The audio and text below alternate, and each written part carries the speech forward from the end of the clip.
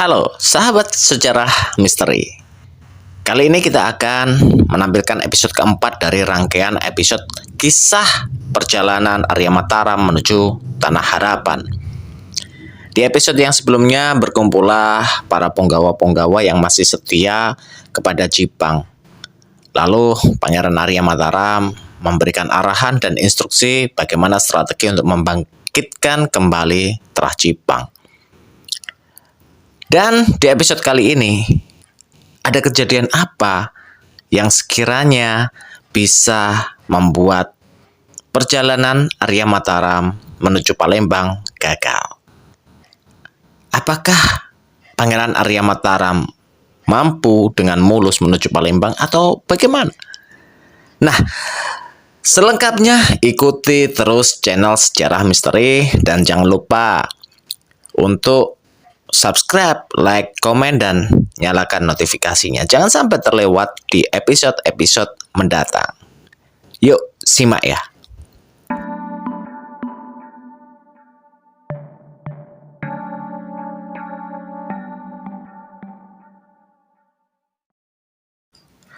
Mendengar perkataan Pangeran Arya Mataram, sontak seluruh yang hadir di anjungan tersebut terkejut. Kang Mas, jangan pergi. Bukankah Kanjeng Sunan Kalijaga berada di pihak Adiwijaya? Sergah Mimi Aisyah. Hamba rasa apa yang diutarakan ibu ada benarnya, Romo. Mohonlah dipertimbangkan ulang. Timbah Raden Kuning. Pangeran Arya Mataram terdiam sambil mengambil gelas bambu berisi air seduhan aren yang ada di depannya. Seisi ruangan tersebut hening menunggu respon dari Pangeran Arya Mataram. Lalu, aku tahu Tuan Guru Kalijaga adalah kakek dari Adiwijaya. Tapi aku yakin Tuan Guru tidak ada maksud buruk kepada kita. Selain itu, bukankah tak beradab jika kita menolak panggilan dari guru-guru kita? Jelas Arya Mataram. Mendengar jawaban dari Pangeran Arya Mataram, mereka pun terdiam. Tampak sekali raut wajah cemas dan khawatir. Melihat situasi Jipang dan Pajang yang saat ini sedang memanas, menemui orang yang berada dalam kerabat Pajang itu adalah sama saja menemui macan untuk dimakan. Baiklah yang mulia, titah yang mulia akan kami ikuti dan laksanakan. Kita akan ke Tuban, tegas seorang pati. Malam itu tampak bertabur bintang ke bintang. Semilir angin malam Bengawan Solo seolah hendak segera menyingkirkan kedukaan di hati para penduduk Jipang. Memang apapun namanya, perang mengakibatkan banyak sekali kehilangan. Orang tua kehilangan anak, anak menjadi yatim, wanita menjadi janda. Dan yang diuntungkan dari peperangan adalah sang iblis yang tertawa menggema. Arya Mataram berdiri di buritan kapal sambil mengamati jejak-jejak Jipang dalam terawang pikirannya. Kang Mas, tiba-tiba ada panggilan lembut membuyarkan lamunannya. Arya Mataram pun berbalik, tampak istrinya yang ayu berdiri di belakangnya. Istriku, ada apa? Kenapa kau masih terjaga di larut malam seperti ini? Kata Arya Mataram kepada Mimi Aisyah. Bagaimana aku bisa tidur tenang ketika memikirkan keadaan Jipang saat ini? Bagaimana juga aku bisa bermimpi indah ketika suamiku memikul beban yang sangat berat di pundaknya? Kata Mimi Aisyah sambil memeluk Arya Mataram. Arya Mataram pun tersenyum, dibelainya kerudung Mimi Aisyah dengan lembut. Aku tidak sendirian, istriku. Ratusan kerabat Jipang, ratusan punggawa Jipang, dan ribuan penduduk Jipang semua menanggung beban yang sama demi kebangkitan kembali Terah Cipang, kata Arya Mataram. Apakah Kang masih yakin untuk bertemu Kanjeng Sunan? Tanya Mimi Aisyah seolah terus menyelidik keputusan yang sudah dibuat oleh Arya Mataram tadi. Arya Mataram mengangguk. Apa yang kau khawatirkan, istriku? Tuan Guru bukanlah orang kebanyakan seperti kita. Beliau sudah paripurna sebagai manusia.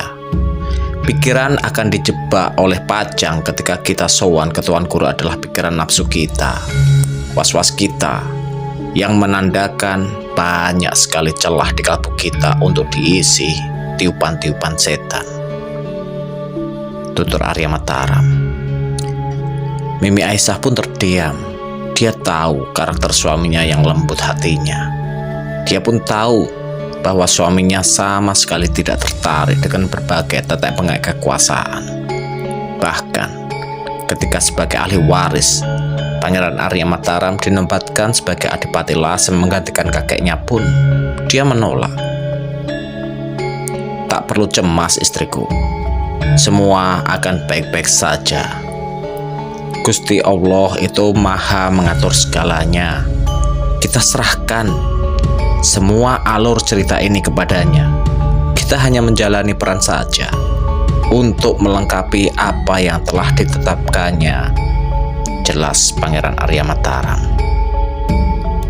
Sinar mentari pagi merambat malu, menerangi persada, menunaikan tugas dari Yang Maha menguasai langit dan bumi untuk menemukan kembali kehidupan di muka bumi setelah gelap.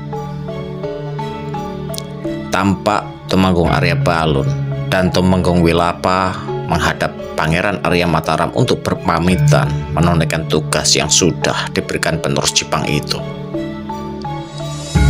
Kami mohon pamit menunaikan tugas yang mulia, kata Tumenggung Arya Balun.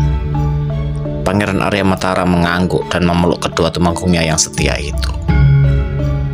Hati-hatilah Tumenggung. Tunggulah kebangkitan Cipang, saudaraku, ucap Pangeran Arya Mataram. Kedua Tumenggung itu menunduk hormat, kemudian berbalik meninggalkan Pangeran Arya Mataram. Derap kaki kuda menggema di pagi itu. Pangeran Arya Mataram menatap rombongan kedua tumenggungnya itu sampai hilang di telan hutan Bubat. Tak selang berapa lama, Raden Kuning menghampiri ayahandanya itu. Romo, persiapan kita sudah selesai. Kita bisa berangkat menuju Tuban segera mungkin, ucap Raden Kuning.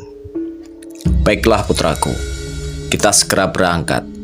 Semoga tak ada aral melintang ke depan. Bismillahirrahmanirrahim, kata Pangeran Arya Mataram sambil berjalan menaiki tangga yang sudah disiapkan menuju Jung untuk berlayar.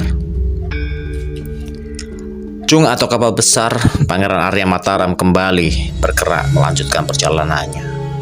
Kali ini tujuan mereka adalah Tuban, diiringi 3 divisi prajurit Patang Puluhan atau pasukan Soreng yang merupakan pasukan elit Cipang dan Demak di masanya. Pangeran Arya Mataram mempertaruhkan misinya dengan mengikuti wisik batin untuk bertemu dengan guru sejati Sunan Kalijaga. Hatinya berpasrah pada Sang Hyang Wenang. Apapun yang terjadi akan ikhlas menerima takdir. Tuban, kemanakah kau berpihak? Cipang atau Pajang?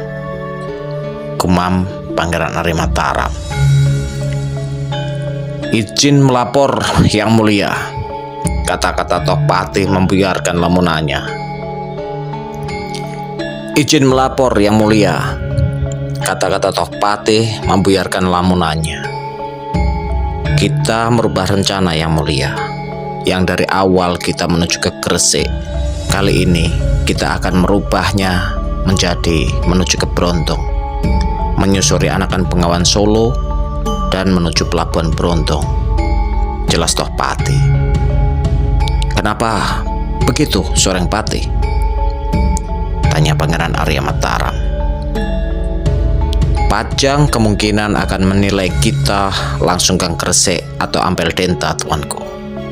Saya khawatirkan mereka akan menyerang kita sesampainya di Gresik.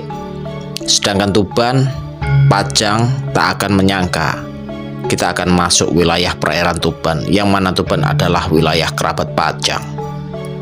Pangeran Arya Mataram mengangguk tanda setuju dengan analisis dari Tohpati. Nun, pelabuhan Brontong tampak hiruk pikuk di siang itu. Lalu lalang kuli angkut, pedagang, hingga pasukan Syah Bandar mengamankan jalannya perdagangan dan ekonomi di wilayahnya. Jung Pangeran Arya Mataram bersandar di tepian anak sungai Solo yang berjarak agak jauh dari lokasi pelabuhan. 2 hari, 2 malam perjalanan hingga akhirnya mereka mendarat di bumi Tuban. Kalian simpan semua atribut Jipang. Jangan berpenampilan mencolok yang mengundang kecurigaan, kata Pangeran Arya Mataram kepada pasukannya.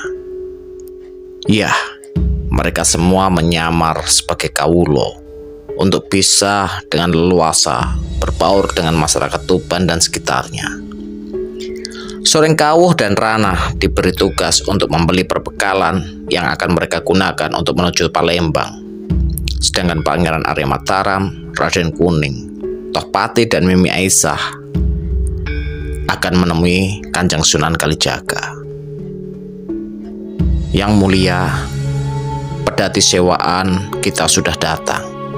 Kita bisa berangkat sekarang, kata Tohpati kepada Pangeran Arya Mataram. Pangeran Arya Mataram melihat sebuah pedati yang ditarik dengan seekor kuda tua yang kurus, menandakan bahwa kuda itu bukanlah kuda perang. Hatinya lega. Ya, mari kita berangkat. Bismillahirrahmanirrahim, ucap Pangeran Arya Mataram sambil berjalan menuju pedati diikuti oleh Mimi Aisyah, Raden Kuning dan Tohpati. Sahabat sejarah misteri, itulah kisah dari episode yang keempat ini. Lalu bagaimana dengan perjalanan Arya Mataram, Raden Kuning, Mimi Aisyah dan Tohpati menuju kediaman Kanjeng Sunan Kalijaga? Dan apa yang akan mereka bicarakan? Tunggu episode berikutnya. Dan saya ingatkan nih, jangan lupa untuk subscribe, like, komen, dan nyalakan notifikasinya. Episode-episode yang akan datang dijamin lebih seru. Itu yang bisa kita sampaikan. See you on the next video, dan salam.